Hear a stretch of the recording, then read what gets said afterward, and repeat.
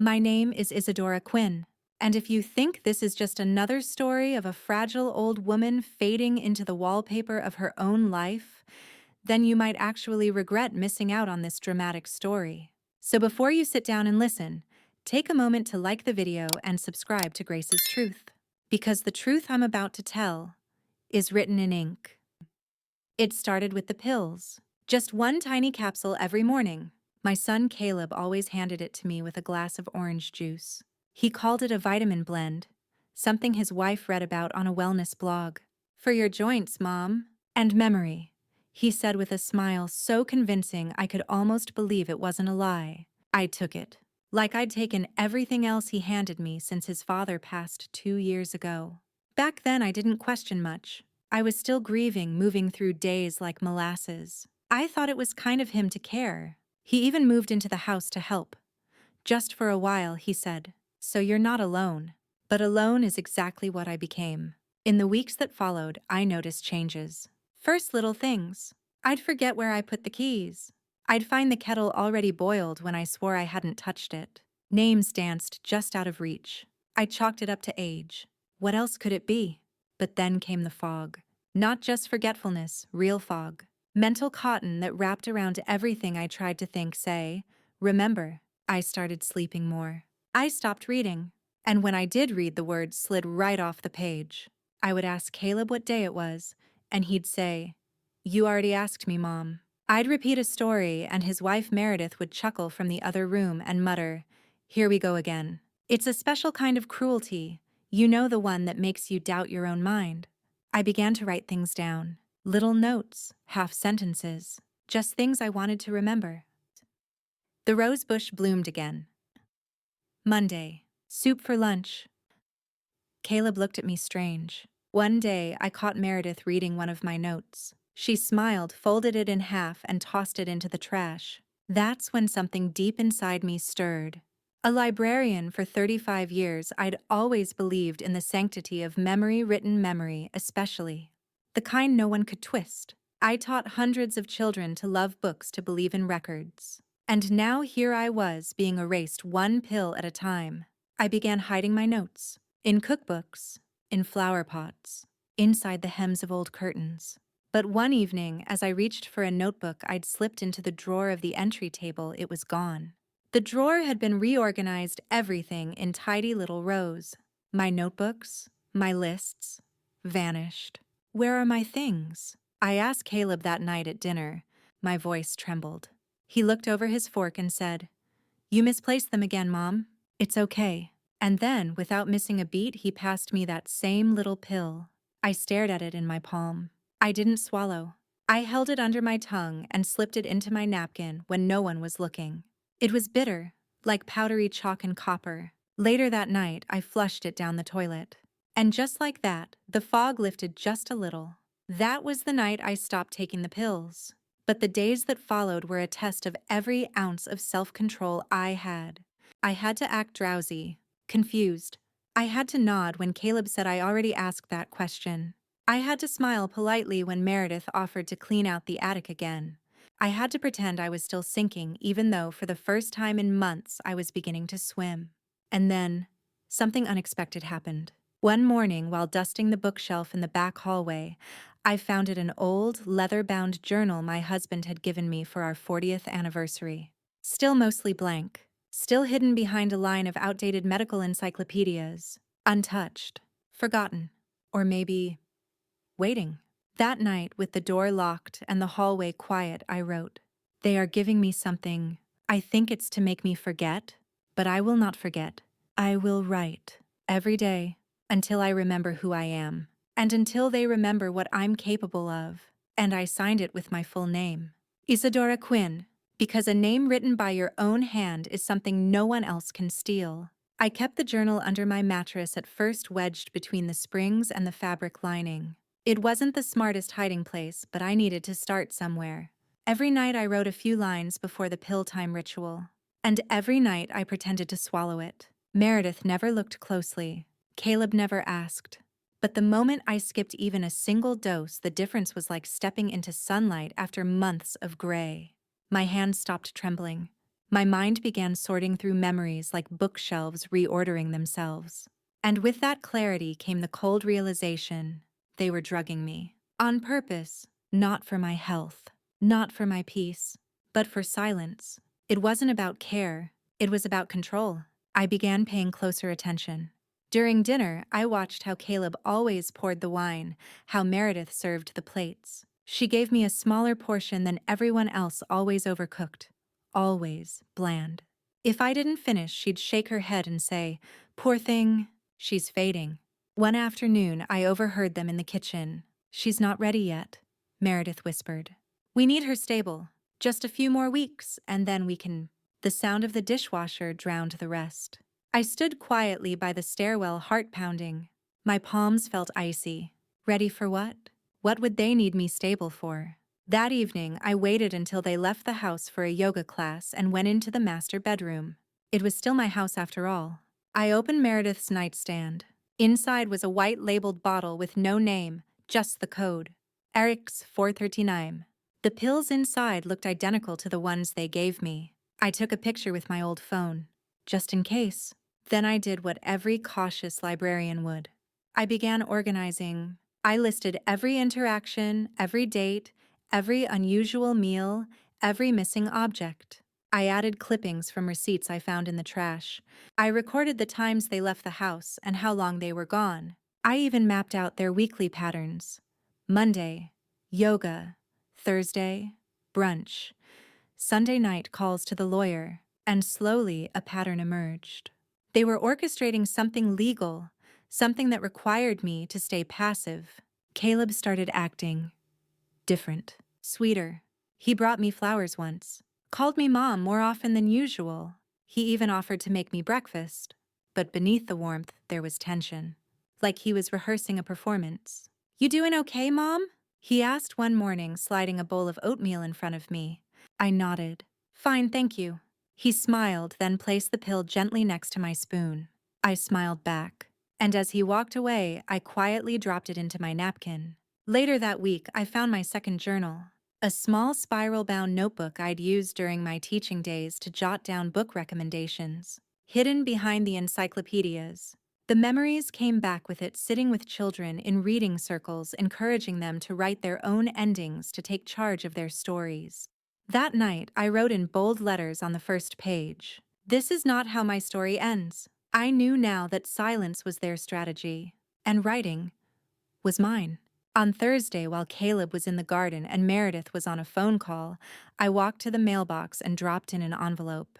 Inside, copies of my journal pages, the photo of the prescription bottle, and a short letter to my childhood friend Esther, who lived in Portland and worked part-time at a senior rights advocacy group. I sealed the envelope carefully, and with it sent my first signal into the world. I am not lost. I am watching. I am writing.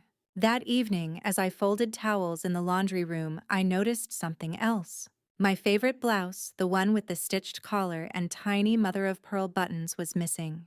I searched for it everywhere. When I asked Meredith, she shrugged.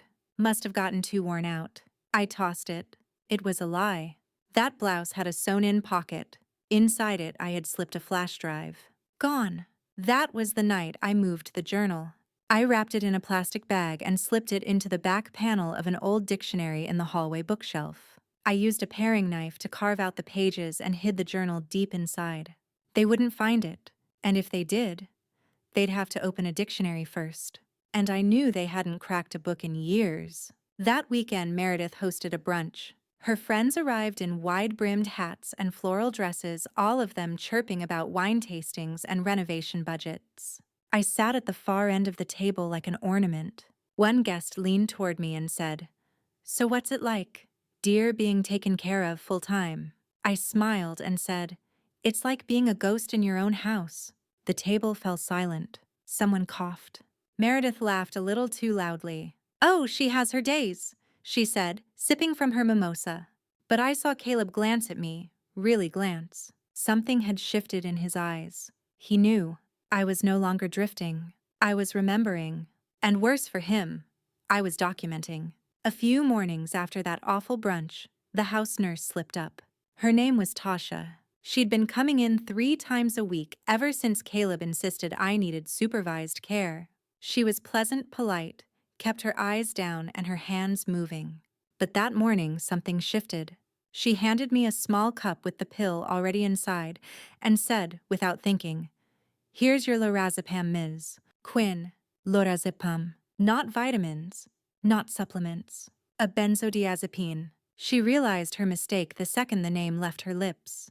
Her eyes widened and her mouth opened slightly like she wanted to inhale the words back.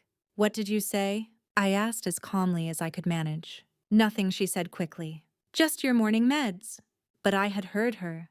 And more importantly, she saw in my eyes that I knew exactly what lorazepam was. After she left, I didn't write it in the journal. I carved it. That word in capital letters. Lorazepam underlined in thick strokes that dug into the paper like scars.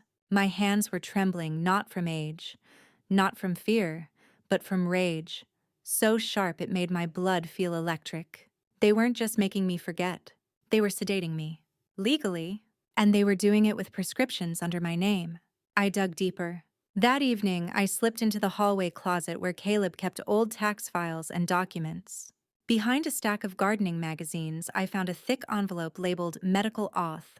Inside were forms, some signed by me, some obviously forged. I recognized the scrawl.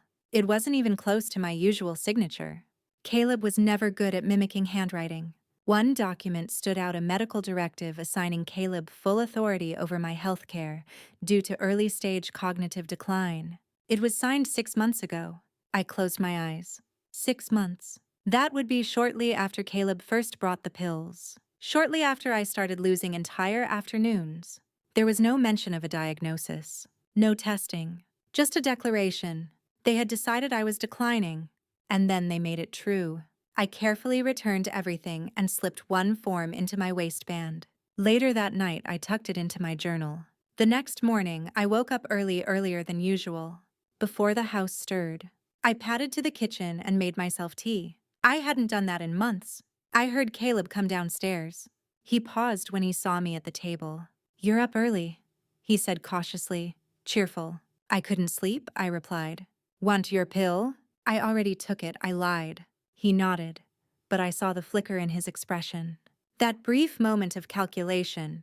"You know, Mom," he said sitting across from me, "I've been thinking, it might be time to consider a smaller place. Maybe assisted living just to—" I looked him straight in the eye. "No." The word fell between us like a hammer. He blinked, hesitated. "I mean, we just want what's best." I said no. I stood, took my tea, and walked out of the room. My legs shook the whole way, but I didn't let him see. Later that day, I went to the library. Yes, the actual public library, still walking distance, though. My knees complained. I had to lie and say I was going for fresh air. Meredith rolled her eyes. "Just don't get lost, okay?" I didn't respond. I left before she could finish. In the back corner of the library, in the medical reference section, I found everything I needed. I wrote notes on loose paper. Drug interactions. Side effects of long-term lorazepam use in seniors. Legal implications. Elder abuse statutes. And most important, how to revoke a medical power of attorney. When I got back, I knew I couldn't keep the journal under the mattress anymore. Too risky. Especially if they started suspecting I was sharper than they wanted me to be. I decided to relocate it. I remembered an old set of encyclopedias in the back office, heavy, unused, and untouched, since the internet took over. I pulled volume LM off the shelf. Perfect. I carved out the center pages with a box cutter I'd hidden inside a yarn bin. It took me the better part of 2 hours slicing carefully, sweating in silence. Then I slid the journal inside, wrapped in an old tea towel. Pushed the book back onto the shelf. If they ever came looking, they'd find lorazepam waiting for them right between liberty and memory. Days passed. I continued pretending. I took the pills and flushed them. Smiled during family dinner. Laughed at Meredith's forced jokes. Let Caleb lecture me on life transitions. But the journal grew thicker, and so did my anger. Until one morning, as I passed the laundry room, I heard them arguing. "She's too alert," Meredith snapped. "This is not the plan. She's not signing anything while she's like this," Caleb whispered back. "We need to up the dose." My heart dropped. They were escalating. That night, I moved the flash drive from the missing blouse. I had another one I had taped behind the bathroom cabinet mirror months ago. I downloaded pictures of the documents, the journal pages, the bottle, the forged signature, insurance. Then I did something I hadn't done in nearly a year. I opened the laptop I had hidden under my bed. It took 10 minutes to boot. I created a new email. I attached the files, and I sent them to myself, to Esther, to a legal aid clinic I found online. I didn't know who would respond first, but now my words were not just ink on paper. They were fire. And I was done being quiet. A week passed. The house felt quieter, tighter, like it was holding its breath. Caleb was watching me more closely now, and Meredith had begun locking the home office door when I was around. Even Tasha the nurse had grown distant. She used to hum to herself while taking my vitals, but now she worked in silence, eyes flicking toward the hallway like she expected someone to walk in at any moment. Something was happening behind the scenes. I played my part. I missed appointments. I fumbled for words. I asked Caleb the same question twice in the same morning deliberately. He looked at Meredith afterward and gave a slow, approving nod as if confirming I was back under control. I was building. The journal was now nearly full. I'd taken to writing in the margins and between the lines. It was messy, chaotic even, but it was mine. My record. My weapon. One night, while everyone slept, I tiptoed into the living room. The old book with the hidden journal sat undisturbed on the shelf. I ran my fingers along its spine like it was the back of a loyal companion. Then I opened a different drawer and pulled out something from my past, a small digital recorder I'd used back when I helped students with reading difficulties. It still worked. I placed it under the sofa cushions in the den where Caleb took his phone calls. It picked up everything, and everything turned out to be more than I ever expected. Caleb was planning something called a capacity hearing. I had never heard the term before, but when I researched it later, I learned it was a legal process that allows someone to be declared mentally unfit, thereby transferring all decision-making power to their designated guardian. In this case, Caleb. I was being built into a diagnosis, brick by brick. Forgetfulness here, confusion there. Add in some doctored reports and a willing nurse or two, and the picture would be complete. Legally unfit, silenced, erased.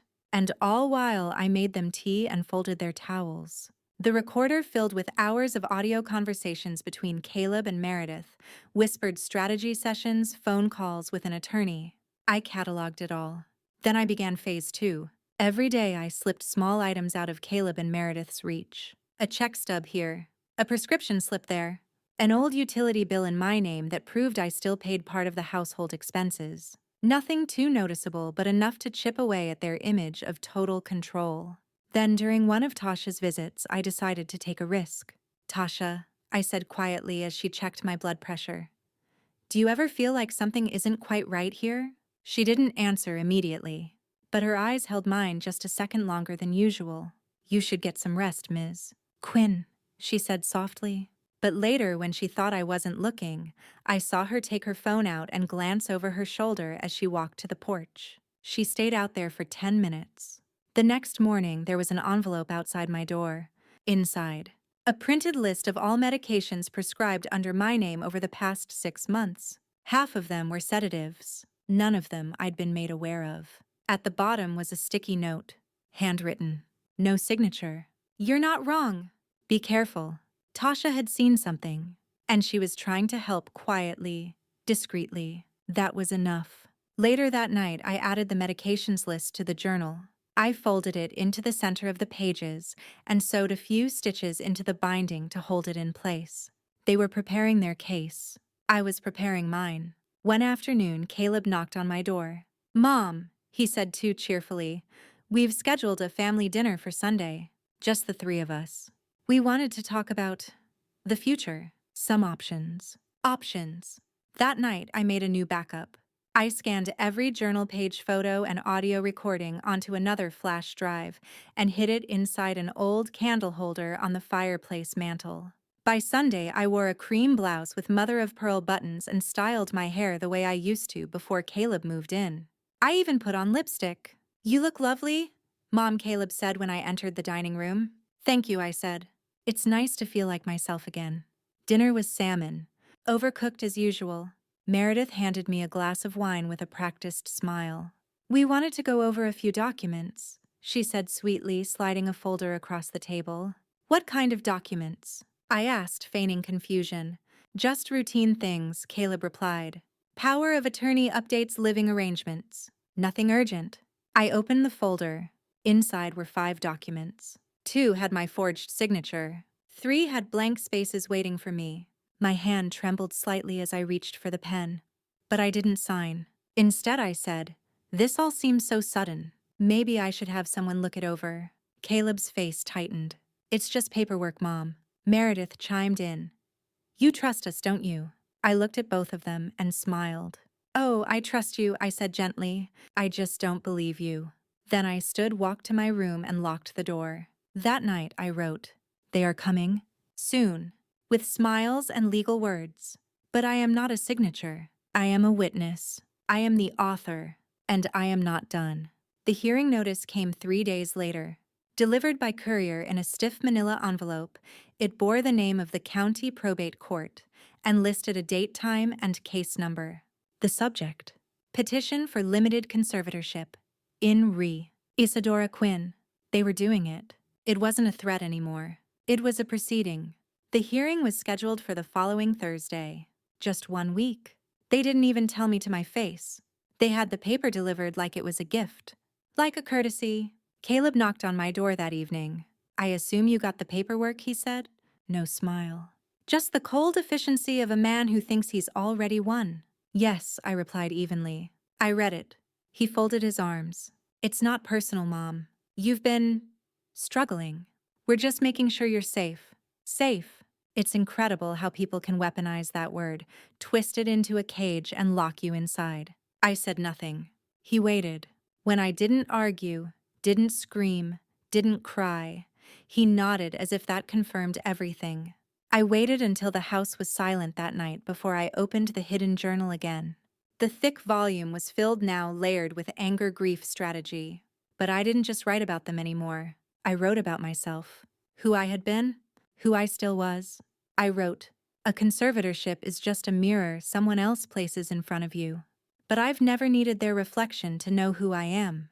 The next day I made my move.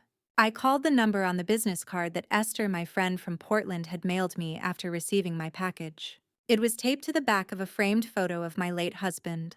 I used an old burner phone Caleb didn't know about, hidden in a sock drawer under a pair of mismatched mittens. The voice on the other end belonged to a woman named Dolores Sanchez, a senior rights attorney with a no-nonsense tone and a steel spine. I could hear even through the line. "I've reviewed your documents, Ms. Quinn," she said. "You've been extraordinarily thorough. If everything you sent is authentic, you have a very strong case." "It is," I told her. "Every word." She paused, then added, "You understand this may cause serious damage to your family. Once it's filed, there's no taking it back." "They already filed against me," I replied. Silence. Then, "Let's get to work." That weekend, Dolores drove 3 hours to meet me in person. I arranged it while Caleb and Meredith went to a weekend wellness retreat, one of those overpriced places where people pay to be told to breathe. She arrived on a Saturday afternoon in a rust-colored sedan, wore simple black slacks, a white blouse, and eyes that looked like they'd seen every trick in the book. We sat in the sunroom, doors closed, windows cracked for sound. I showed her the journal, the medication list, the voice recordings, the photos, the forged signatures. She didn't flinch once, just kept nodding, cataloging, marking with sticky notes. At one point, she looked up and said, "You understand, they're going to paint you as delusional. They'll say you're paranoid, confused, unwell." "They've been painting me that way for months," I said. "The difference is now I brought my own brush." She smiled then. Not a patronizing smile, but one of respect. By the end of the meeting, she handed me a thick envelope. "This is your response filing. I'll deliver a copy to the court Monday morning. We'll be in the hearing together." I walked her out to the car. Just before she drove off, she turned back and said, "You've got more fire left than most people half your age." "I'm not old," I said quietly. "I'm just older than their lies." The next few days moved like a heartbeat. Slow, then fast, then slow again. Meredith returned from the retreat with tighter skin and a looser conscience. She glided through the kitchen like a woman who already saw herself in my house for the next 30 years. Caleb acted like a man wrapping up a chess game. Every move he made was designed to close the space between us. But I smiled. I baked. I asked questions about the weather. I let them believe they still held the pen. They didn't. The night before the hearing, I took one last inventory. Journal. Scanned, backed up, printed. Audio. Loaded onto a small flash drive tucked into my bra. Letters. Notarized and sealed. My mind. Clear, focused, burning. I stood in front of the mirror that night. Wore the same navy blue dress I had worn to Caleb's wedding, the one Meredith said made me look serious. I smiled at the reflection. Good. Let them see serious. I whispered to the mirror. They expect silence. They will hear thunder. The next morning, we drove to the courthouse. Caleb wore his lawyer face. Meredith wore pearls. I wore resolve. Outside the courtroom, Dolores met me with a nod and a file thick enough to drop jaws. Ready? She asked. I've been writing this ending for months, I said. And with that, I stepped inside, not as the woman they thought they sedated into dust, but as the witness who never stopped recording. The courtroom was cold. Not in temperature, but in atmosphere. Bleached walls, old carpet, a judge who looked like he'd rather be anywhere else. The kind of place where the machinery of bureaucracy hums so quietly you forget it's dismantling lives. We took our places, me beside Dolores at the respondents' table, Caleb and Meredith across from us, flanked by their lawyer, a smug man named Gregory Marsh, who looked like he billed by the syllable. The judge shuffled papers, glanced down at the file, and said, "This is the petition for limited conservatorship over Ms. Isadora Quinn, filed by her son, Mr. Caleb Quinn." Gregory stood. "Yes, Your Honor. Due to recent cognitive decline, confusion, and ongoing mental lapses, the petitioner seeks to ensure the safety and well-being of Mrs. Quinn through a conservatorship arrangement." "Uh-huh," the judge mumbled. He looked over at me. "Missy Quinn, are you aware of this proceeding?" I stood slowly, deliberately. "I am, Your Honor, and I have filed an objection." He raised an eyebrow. "On what grounds?" Dolores rose beside me. Her voice was like a piano note in a room full of static, clear, exact, and commanding. "Your Honor, we have substantial evidence suggesting this petition is not in response to any real cognitive impairment, but rather a strategic effort to seize control over Miss Quinn's estate and independence. We're submitting journal entries, audio recordings, photographs of falsified medical directives, and a list of medications administered without proper disclosure." Gregory chuckled. "She's making that up. She's been confused for months. This is exactly the kind of paranoia we're concerned about."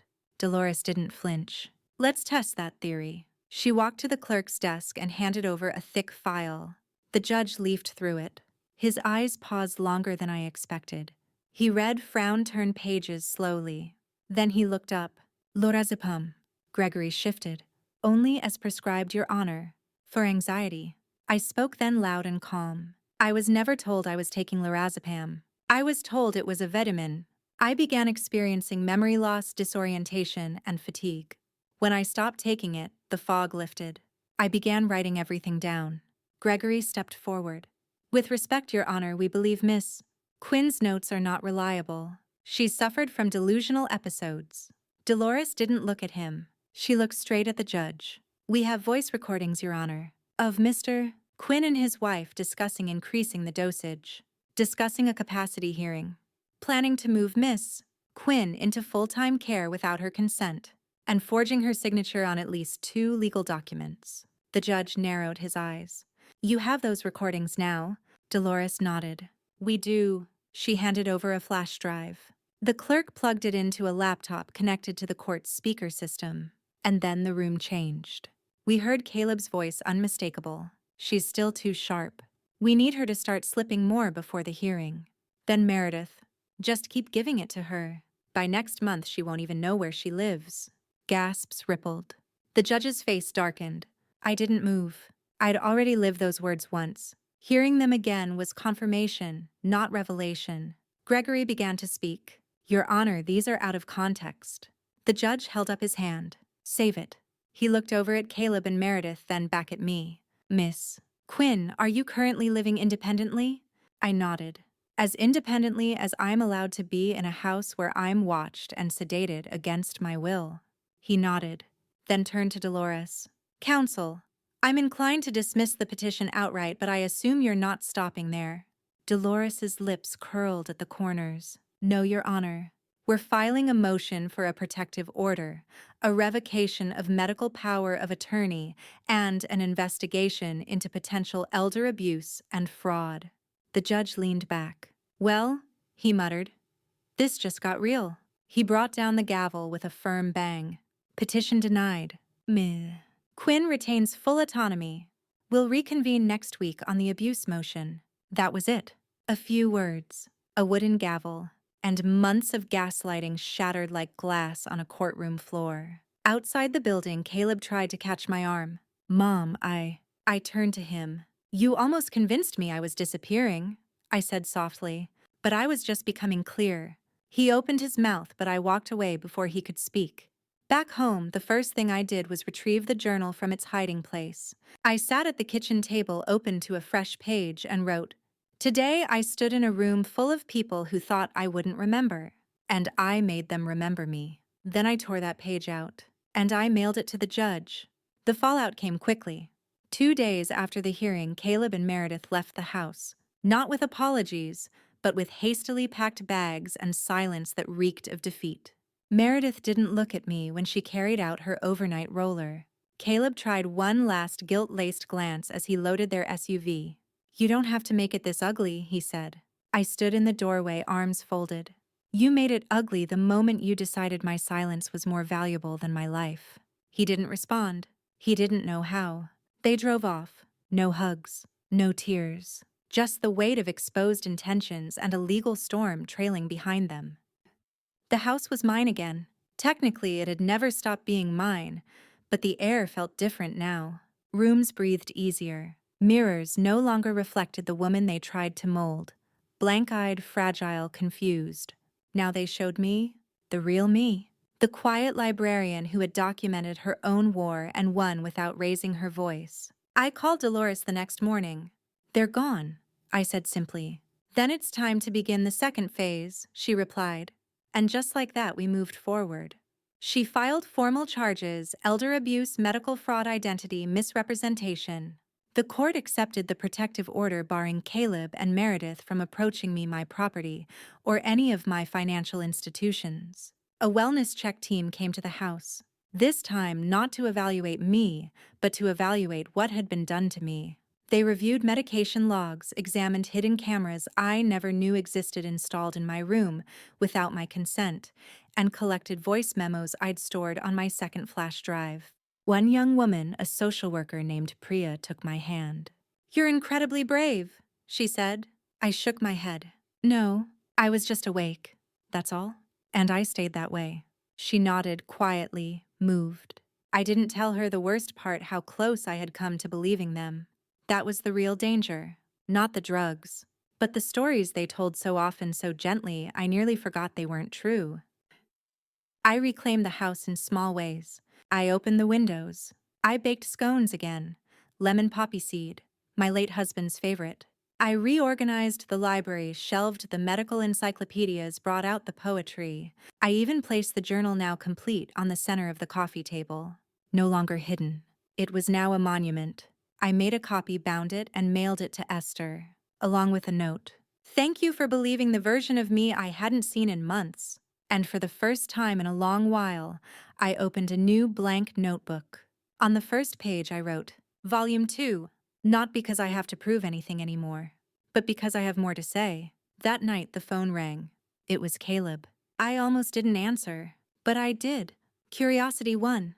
Mom, he said, voice small. I'm not your mother today, I replied.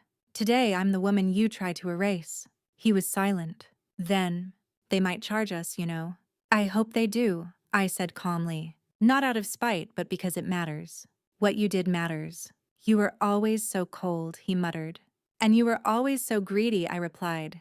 But the difference is, I never tried to medicate you into obedience. I hung up, and for the first time in years, I didn't feel guilty. A week later, I received a package. No return address. Inside was the original prescription bottle Caleb used to give me my vitamins. The label was still scratched off, but the pills remained. I placed it on my mantle, not as a trophy, but as a reminder that silence can be engineered, and so can resistance. The journal would never be published. It was never meant for the world. But I began writing another version, a fictionalized one, just enough to keep myself protected, just enough to tell women like me, you're not crazy, you're being erased, and you still have time to pick up the pen. One morning, I walked to the local bookstore. They host a weekly writing group for older creatives. I signed up. No one there knew who I was or what had happened. They just saw a woman with silver hair, sharp eyes, and a notebook always in her lap. We shared poems. We read stories. I laughed, loudly. No one tried to stop me. As I left the bookstore, the young clerk behind the counter looked at my name on the sign-in sheet. Isadora, he said. That's such a cool name. I smiled. Yes, I said. And it's mine. The first court hearing was behind me, but the investigation had only just begun. Dolores and I met every Tuesday in a quiet cafe off Willow Street, away from the eyes of my neighborhood and the whispers that tend to follow women like me. She always wore dark blazers and carried a bag full of files, but what I admired most was her ability to sit with stillness. Not the kind that waits for something to happen, but the kind that commands the room without asking. This, she said one morning, tapping a folder in front of me, is the inventory of financial transfers made under your name while you were being medicated. I looked through the papers slowly, line by line. Dozens of transactions I had no memory of authorizing. A $9,200 home theater installation in Caleb's basement. 3 payments to a luxury wellness retreat. Monthly transfers to a caretaker fund that never made it to anyone but Meredith. Total $87,000 over 11 months, all from my account. All approved digitally under a power of attorney I never consented to. I didn't cry. I didn't even speak. I simply pulled out my pen and began taking notes. Dolores smiled faintly. I've seen survivors, Isadora, but I rarely see someone take their pain and organize it like chapters. It's the librarian in me, I said. When the shelves collapse, you start reshelving. That evening, I returned home and opened my new notebook. Volume 2. But instead of rage, I wrote questions. What made them think they could get away with it? Was it my silence? My gratitude? My age? Why is it always the people who say, we're just trying to help, that end up holding the knife? I didn't write to vent. I wrote to understand. Because somewhere between the receipts, the sedation and the signatures, something larger than Caleb and Meredith had taken root. A system, a belief, that if a woman forgets her password, stumbles on a word, or asks a question twice, she must be ready to be handled, packaged, pillowed, put away. The next week, the court granted our motion to freeze all joint accounts pending review. Caleb called 3 times that day. I didn't answer. He sent one final text. You don't have to ruin us to prove a point. To which I replied, I'm not proving a point. I'm proving a pattern. Meredith went silent after that. Her lawyer attempted to negotiate.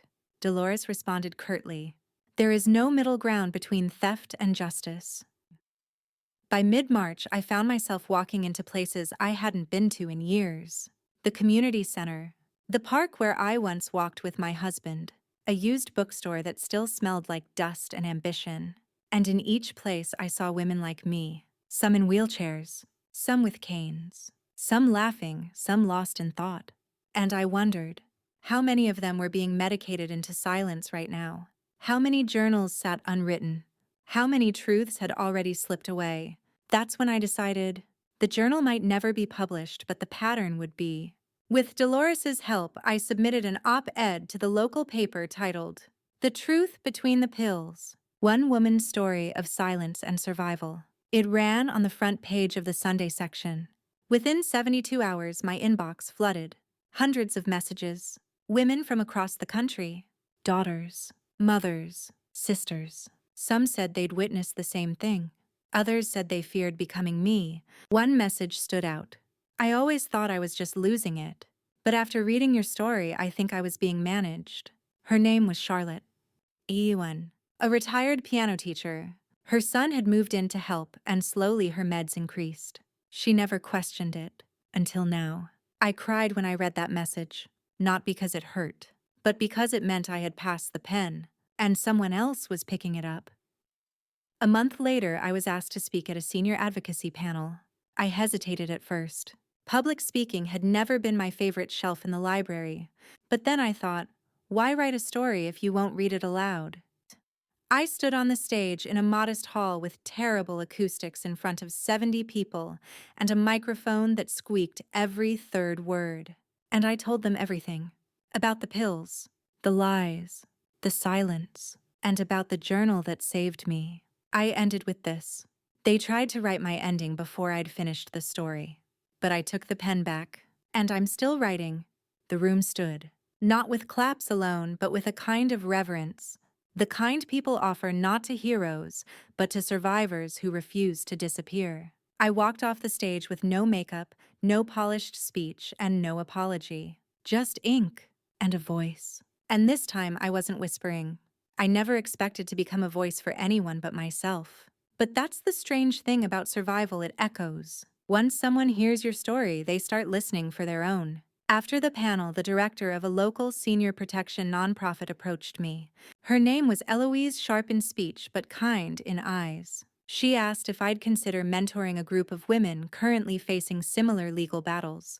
Women who had been labeled incompetent, difficult, uncooperative, simply because they dared to disagree. I'm not a therapist, I told her. No, she said.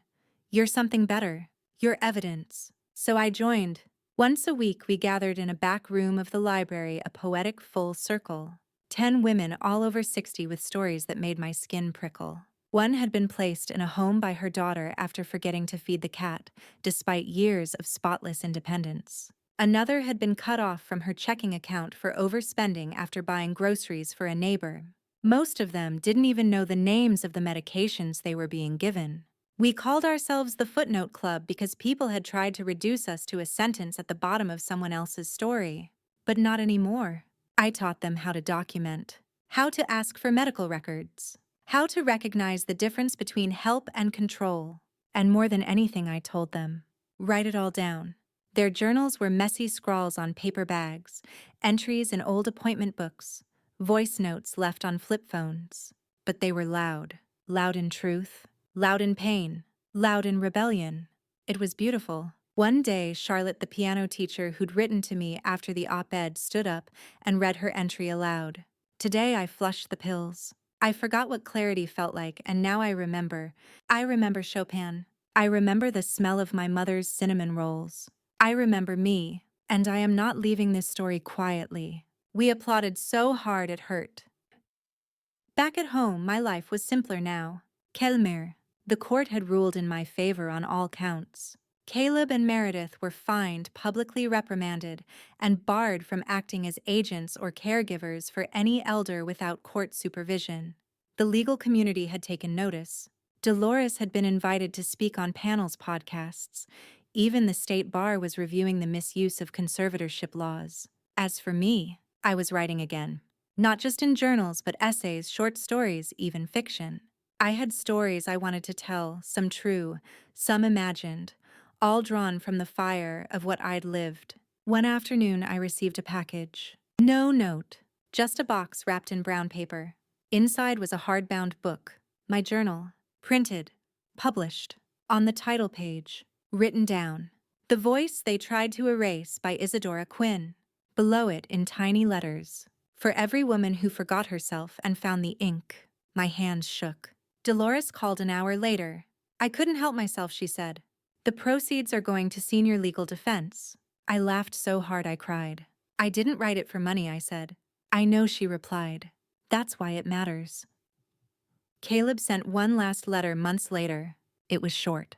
No apologies. Just an explanation, if you can call it that. He blamed stress, financial pressure, misguided concern. Said he hoped I could someday see it from his side. I didn't respond. Some stories are better left closed. Instead, I went back to the library, placed a copy of my book on the staff recommendation shelf, and slipped away before anyone could see me. That evening, I walked through the garden, once Caleb's project, now mine again. The roses had bloomed twice since the hearing. The lavender had grown wild. I didn't mind. Let it be unruly. Let it grow without permission. I sat on the bench beneath the elder tree and opened my notebook. Today I looked at a flower and didn't ask what day it was. I remembered. I remembered everything. Not just the pain, but the pattern. The quiet build. The louder reckoning. The sun dipped behind the trees. The sky turned gold. And for the first time in what felt like years, I wasn't afraid of the quiet, because now the quiet was mine. Summer brought warm winds and long afternoons, the kind that used to blur into naps and medication haze. But now every hour felt earned, every minute was mine. I began leaving the door open during the day, letting the breeze move freely through the house. I liked the sound of the screen door creaking, a small reminder that nothing was locked anymore. Not my house, not my voice, not my life. One morning, a young woman knocked at the door. She looked nervous, holding a worn leather satchel and fidgeting with her sleeve. "Miss Quinn," she asked. "I hope it's okay. I got your name from the senior advocacy office. I read your piece in the paper. Twice." I opened the door wider. "Come in." Her name was Danielle. She was 28. Her mother, Ruth, 64, had recently suffered a stroke. Now that Ruth was in recovery, Danielle's older brother had begun pushing to take over the decisions. "She's not even on medication anymore," Danielle said. "She's getting better, but he keeps saying she needs structure. That we should sell the house and downsize." "And what does your mother say?" I asked. "She says she feels erased." That word again. I made her tea just like I used to before everything. And as she sat across from me, I pulled out a blank journal and slid it toward her. "Start here," I said. Danielle looked confused. "Every time your mother says something," I explained, "anything that shows clarity, memory, intent, write it down. Make it real. Because when people stop believing us, we have to start documenting ourselves." Danielle nodded. She stayed for an hour. When she left, the journal was in her hands. Later, I wrote in mine. "It begins again. This time not as my war, but as my wisdom." I was no longer just recovering. I was building. The Footnote Club had grown. We had 15 members now, and the library had moved us into the larger conference room. We began calling each other by our chosen names. Names we gave ourselves, not the ones people had reduced us to. Poet for Charlotte, who now wrote sonnets about her garden. Scout for Marlene, who was secretly working to move out of her daughter's home. Echo for Linda, who used to stutter, but now read her journal aloud like gospel. And me? They called me Scripter, the woman who wrote it all down. One evening, I sat with Dolores on my porch, watching the sky turn violet. She'd brought wine and a file, her ever-present companion. But tonight she didn't open it. "You've changed the conversation," she said. "And not just in courtrooms." "I didn't set out to," I admitted. "You didn't have to," she replied. "You just refused to vanish." I smiled. "That's a start." Then I asked her something I hadn't dared ask before. "Do you think they ever loved me?" "Caleb and Meredith." Dolores was quiet. Then, "I think they loved the idea of you until that idea became inconvenient." I nodded. "So they tried to sedate the parts that didn't fit." "They failed," she said. "We toasted to that." The house felt different now, fuller somehow. Not with people, but with presence. Mine. I moved the journal from the bookshelf to the coffee table. Not hidden, not protected. On display. People could read it if they wanted. They could skim or dig deep. It didn't matter. The point wasn't to hide the story. The point was to let it stand. One morning, I placed a photo beside it, me and my husband young, laughing, unaware of what would come. I looked at my face in that photo and whispered to her, "You'll be underestimated. You'll be sedated. But you will outlast all of it." Then I opened a new page and wrote, "I no longer fear the day I forget. Because I've written the road back to myself, and I've lit it with every lie they told." The wind blew through the open window. The curtains danced, and the pen moved again. Autumn arrived like a letter you'd forgotten you sent, slow at first, then undeniable. The trees outside shed their green coats, leaving behind gold and flame. It was my favorite time of year. Always had been. I used to say fall was when the world told the truth. Nothing to hide behind. Just branches bare and honest. That year, the truth wasn't just in the trees. It was in me. I received a formal invitation from the State Elder Law Conference to deliver the keynote address. At first, I hesitated. Public speaking again? Spotlights. Attention? But Dolores convinced me. They need to hear it, she said. Not from an attorney, from someone who survived it. So I said yes. They flew me out and paid for everything, first-class seat hotel with a view, even a driver named Robert who called me ma'am and opened every door like I was royalty. At the venue, I stood behind a podium in a room of 300 people, lawyers, social workers, caregivers, journalists. I wasn't nervous. Not anymore. I wore navy again. A callback to that courtroom. But this time, I wasn't defending myself. I was delivering truth. My name is Isadora Quinn, I began, and for nearly a year, I was a ghost in my own home. Not because I was sick, not because I was weak, but because someone decided it was easier to silence me than to listen. The room held its breath. I told them about the pills, the vitamins, the forged documents, the smile Caleb wore when he handed me the poison, the fog, the forgetting, and the writing. I held up a printed page from my journal, laminated, now creased at the corners. This, I said, is the moment I came back to myself. I read the passage aloud. I think it's to make me forget. But I will not forget. I will write, every day, until I remember who I am. When I finished, there was silence. Then slowly applause. And then a standing ovation, not for performance, but for proof. Afterward, people lined up to speak to me. Some wanted to thank me. Others whispered their own stories. A woman named Joan handed me her card and said, "My mother's going through this now. I didn't realize it had a name. It's called being erased," I said. "But she can write her way back." When I returned home, there was a package waiting. No return address. Inside, a small glass bottle, empty. The same type Caleb used to give me the pills. Wrapped in paper, I unfolded the note. "We were wrong. But it's too late, isn't it?" "See." I didn't respond. Instead, I walked to the garden, dug a small hole, placed the bottle inside, covered it with soil. Let the earth take what no apology could erase. The Footnote Club was thriving. We added guest speakers, therapists, lawyers, even an artist who helped us turn our journals into handmade books. One woman, Martha, had turned her story into a one-act play. Another, Diane, had self-published her poems. Each of us found a way to re-enter the world, not as patients, not as burdens, but as authors. One day, I received a call from Charlotte. "I played again," she said, voice trembling. "After 30 years, I sat at the piano. I remembered every note." "Write that down," I told her. "I did," she said. "But I also played it." "That's writing too, right?" "Of course it is," I whispered. "Every note is a sentence." At night, I often lit a single candle and sat with my journal open. I no longer needed it to survive. Now I used it to live, to record what tea I tried, what birds I saw, what phrase I loved from the book I'd been reading. I even wrote jokes sometimes. Not very good ones, but I laughed anyway, because the world that once tried to sedate me into silence was now filled with sound again. My sound.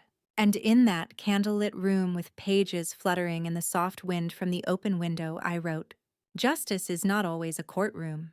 Sometimes it's the moment you write your name clearly without shaking. Sometimes it's the moment you take back a story they tried to finish without you." The wind blew, the candle flickered, and I kept writing. Winter crept in, not with snow, but with silence. The good kind. Not the silence of isolation or pills dissolving into fog, but the hush of peace, of clean linens and slow mornings. The silence of a home that breathes with you, not against you. I kept writing. The second journal was already full. I'd begun a third, a gift from the Footnote Club, bound in violet leather with a gold-embossed title on the cover. Unmuted. I liked that. Not rescued, not restored, but unmuted. Because that's what this had all been about, really. not just being heard, but reclaiming the right to speak. One morning, while organizing the bookshelf, I found something wedged behind the old encyclopedias. A photo, crinkled and sun-faded. It was Caleb, 5 years old, sitting in my lap, his small hand on my cheek, his smile gap-toothed and wild. We were on the front porch, a lemonade glass between us. I remembered that day. It was the first time he said I love you without being prompted. I stared at it for a long time, and I cried. Not because I missed that boy, but because I couldn't find him anymore. The man who tried to erase me wasn't born. He was built, and I had helped build him. With every time I stayed quiet, every time I chose peace over truth, every time I said it's okay when it wasn't. I placed the photo back in the frame, but behind another picture, one of me standing in the garden, post-hearing sun on my face. I wasn't erasing him, but I wasn't letting him take center stage anymore. The Footnote Club held a winter gathering, our version of a holiday party. No carols, no forced cheer, just mulled cider, shared pages, and quiet acknowledgement of how far we'd come. Each woman brought something she'd written. A poem, a letter, a confession. When it was my turn, I didn't read from the journal. I read a new entry. If you're reading this and they've told you that you're fading, that your memory is unreliable, that your opinions no longer count, ask yourself one thing. Why are they so afraid of your clarity? Then write everything down. Write in the margins. Write on receipts. Write on your own skin if you have to. Because you're not slipping away. They are. From the version of you they can no longer control. The room was still. Then Scout whispered, "That's going on my fridge." We laughed. Not polite chuckles, real stomach-aching, tear-streaming laughter. Because we weren't surviving anymore. We were living. Dolores visited a few days later. She brought news. They've reached a settlement, she said. Caleb and Meredith. No contest. No appeals. You'll be fully reimbursed. Their names will remain on the Elder Abuse Registry for 10 years. I nodded. You did it, she added. No, I said we did. I just wrote it down. She smiled. You didn't just write it. You made it undeniable. That night, I stood in front of my bathroom mirror and lit a candle. Same ritual, same quiet. But instead of reaching for the journal, I reached for the vial. The last one. One tiny pill remained chalky and beige, the same kind that had fogged my mind and muted my will. I stared at it. Then I opened the window and dropped it into the wind. It disappeared into the dark, and I whispered, "That's the last thing I ever swallowed to make someone else comfortable." Then I closed the window, locked the cabinet, and slept better than I had in years. Spring returned not in a rush but in small mercies. A single crocus pushing up beside the mailbox, bird song before dawn, the faint scent of hyacinth drifting through the open window. I began sleeping with the curtains open. I liked waking up with the sun on my face, proof in a way that I was still here. Still lucid, still mine. One morning, a letter arrived. Not an email, not a court document, but a handwritten envelope. Cream paper, neat script, no return address. I opened it cautiously. Inside. Quinn, I don't expect forgiveness, but I do owe you the truth. I didn't mean for it to go that far. At first, it was just about helping. You seemed so lost, and I thought I could do better. But then I saw how easy it was, how the system agreed with me, how they smiled when I said she's declining, and something in me changed. I let the system become my weapon. I'll regret that for the rest of my life. I hope someday when people talk about elder rights, your name is mentioned with reverence, because you did what I couldn't. You stood up, and you wrote it all down. I'm sorry, M. Meredith, not Caleb. I sat with the letter in my lap for a long time. Did it change anything? No, but it gave the story an unexpected turn. Not redemption, perhaps, but awareness. And sometimes that's enough. That week, I received a call from a publishing house. The op-ed had gone viral again, circulating on advocacy sites, social media, even a podcast interview I never agreed to, but somehow admired. They wanted to publish my journals, not as an expose, not as a tragedy, but as a manual, a field guide for resistance. They'd title it Unmuted. A survivor's record. I said yes. But on one condition. My voice stays as it is. No polishing. No editing out the rage. I want the coffee stains on the page, the scratched out lines, the misspellings when I was shaking. The editor paused. That's unconventional. That's survival, I replied. She agreed. Meanwhile, the Footnote Club had become something else entirely. Not just a support circle, but a movement. We launched a small website, a resource center, a digital library of first-person accounts. Charlotte was our editor. Scout managed the submissions. I handled the outreach. And we renamed the group the Authorship Project, because our central belief was simple. If they try to write your ending, write it louder. People began sending in their own pages, short stories, voice recordings, scanned notebooks from nursing homes and apartment kitchens. Some typed, some scrawled, some dictated. We accepted them all, because in our archive clarity wasn't judged. It was honored. One submission came from a woman in Texas, 92. Her daughter had installed nanny cams and locked her medication cabinet. She wrote, "I've started replacing the pills with raisins. I don't feel better, but I feel present." That's something. Also, I love your story. It made me brave. Callie T. I read that one aloud at our next meeting. We all laughed at the raisins, and then we all cried. Because that's what survival looks like sometimes. Small rebellions, told in whispers, that echo like thunder. Later that spring, I walked past the mirror in the hallway and paused. I hadn't looked at myself in a while. Not really looked. Silver hair loosely pinned. Eyes not just alert, but sharp. A line at the corner of my mouth that looked like defiance. Not age. I placed my hand on the frame and said aloud, "They almost got you. Almost. But now you're the one holding the pen." I returned to my writing desk, lit a candle, and on a fresh page wrote, "This is not a memoir. This is a survival manual. And if you're reading it, you are not gone. You are only beginning." Summer returned with a different kind of heat. Not oppressive, not heavy, but warm and alive, like standing near a fire that wants to tell you a story. My garden flourished. The lavender had spread across the fence line. The roses had bloomed in reckless, unapologetic color. Everything around me was loud with life. Even me. Especially me. The book launched quietly at first. Just a soft cover with my name on it and a subtitle that read, "A Journal of Unerasure." But something strange happened. People started sending it to one another, not in bulk, not with hashtags, hand to hand, sister to sister, mother to daughter. And in every copy there was room for notes, wide margins, blank back pages. We had designed it that way, because every survivor has more to say. One day, I opened my mailbox to find a package from Minnesota. Inside, a tattered copy of the book, dog-eared, water-stained, covered in handwriting. A sticky note was attached. "Miss Quinn, I gave this to my mother after her care home refused to lower her meds. She wrote in it for 2 weeks. Then she marched into the director's office and read it aloud. They reduced her dosage. She says she feels like herself again.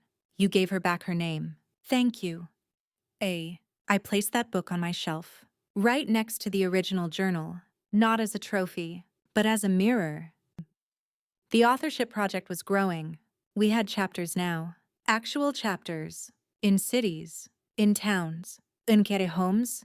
Every week we received journals from women who had never written a sentence before in their lives. Some were on hospice. Others had just begun recovery. Some didn't use words at all. They drew, they painted, they collaged receipts and pillboxes into timelines. They were telling the truth in whatever language they had left. We archived every single one. And when the state sent notice that funding was being cut for elder wellness programming, we organized our first protest. Not with signs, with stories. We printed 100 of the most powerful pages from our collection, laminated them, and hung them on clotheslines across the courthouse lawn. One page after another fluttered in the breeze like laundry, like memory, like ghosts made visible, and people stopped to read. They didn't just see us, they heard us. One evening, Dolores called. "You've created a model," she said. "Law schools are asking for your materials." I laughed. "Tell them they'll need to learn to read margin notes." She paused, then added softly, "You've changed lives, Isadora. You've changed mine." That caught me off guard. I thought I was just surviving. "You were," she said, "and that's what makes it powerful. You didn't do it to be a symbol. You did it because no one else was coming." Later that night, I sat in the garden as twilight settled over the house. The candle on my writing desk flickered behind the window. The air smelled of mint and dust and dusk. I opened my current journal, volume 4 now, and began a new entry. Sometimes I wonder if I should feel angry still. That they did what they did. That they smiled while I disappeared. But mostly, I feel proud. Because they thought silence would be permanent. And I turned it into a library. I closed the book and listened. To the cicadas. To the wind. To my own breath. Still here. Still clear. Still me. The final page came quietly. No parade. No headlines. Just a soft Tuesday morning and a house full of peace. I woke early. Boiled water for tea. Sat on the porch with my notebook, a wool shawl draped over my shoulders. The sky was watercolor gray, promising rain. I always loved writing before storms. There was no court date pending, no hearings, no new fires to put out. But the work wasn't finished, because the work, I realized, wasn't about winning. It was about remembering, about making sure the erasure never starts again. That morning, I reread the very first entry from my original journal. They are giving me something. I think it's to make me forget. But I will not forget. It felt like reading someone else's words, some frightened stranger I used to be. But she was still inside me. The ghost who refused to die. The witness who picked up a pen instead of surrendering. I whispered aloud to her, "We did it." Then I turned to the final page of my latest journal, and slowly I wrote, "This is the last entry. Not because the story ends, but because the silence has. If they try again, if the world forgets that women grow sharper with time, not duller, let this book be the sound of memory surviving. Let it be the rustle of pages refusing to be burned. And let it remind whoever reads it, she remembered, and she made sure you would too." I closed the journal, placed it on the shelf beside the others. 5 volumes now, each one thicker than the last. Testimony, blueprint, monument.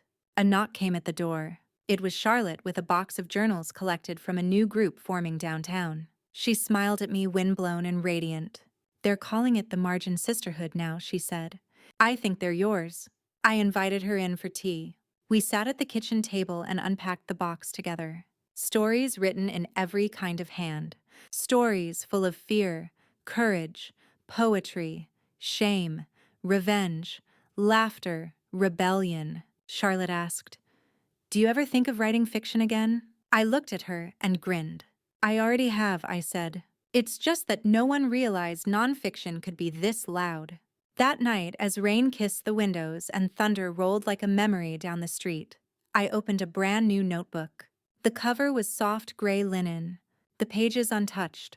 On the inside flap I wrote, "Volume 6, for the next woman who's not ready to write yet, but soon will be." Then I left the notebook open on my desk, pen resting across the page, candle burning beside it, as if saying, "The story is ready. All that's missing is your hand." You won't see my name on monuments. There won't be a statue, no stained glass window. But if you open a journal left behind on a nightstand or tucked in a drawer, there's a chance my fingerprints are there. Not the literal ones, the invisible ones. The kind that say, "You are not crazy, you are being silenced." And silence is not the same as peace. What happened to me wasn't unique. That's the tragedy. That's also the reason I told it. Because the next woman they hand a pill to, she might remember this story. She might pretend to take it. She might hide it under her tongue. She might write something in the margins. And that might be the first spark of fire. This story is not just mine anymore. It belongs to every woman who was told to rest when she was ready to roar. To every mother, grandmother, aunt, and neighbor who disappeared politely. To every voice that was tranquilized into compliance. We're writing again. In nursing homes. In apartments, in courtrooms, and the world is starting to listen. So if you've made it here, to the end, and you feel a stirring in your chest, an itch in your fingers, a truth you haven't spoken yet, pick up a pen or open a file. or whisper it to yourself in the dark, because you are not done. You are just unwritten. And the margins are waiting. Isadora Quinn, the woman who remembered, the woman who wrote it all down.